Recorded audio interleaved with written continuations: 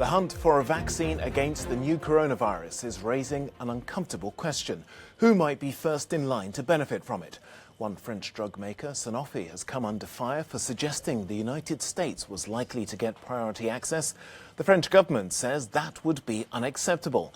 And there are growing calls for authorities to ensure that any COVID-19 vaccine will be made available to all. Natalie Hewitt has more. Sanofi is in the vanguard of companies working on a coronavirus vaccine. In theory, it's a global collaborative effort for the benefit of all. But that was called into question by remarks from its CEO.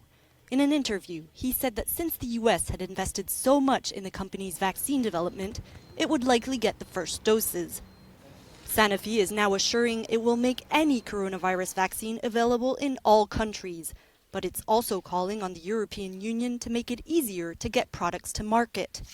It's not a question of giving priority to a vaccine, but it is true that the United States has mobilized strongly in recent weeks to speed up regulatory procedures, to speed up investments with us, to have production capacities. And we once again call on Europe to do the same, so that we have the vaccine at the same time. The French government insists France will benefit from any vaccine developed by a French company.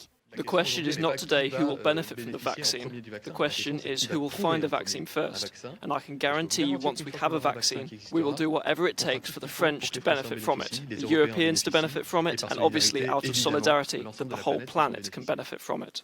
The EU recently hosted a donors conference aimed at raising funds for vaccine research and promoting international cooperation.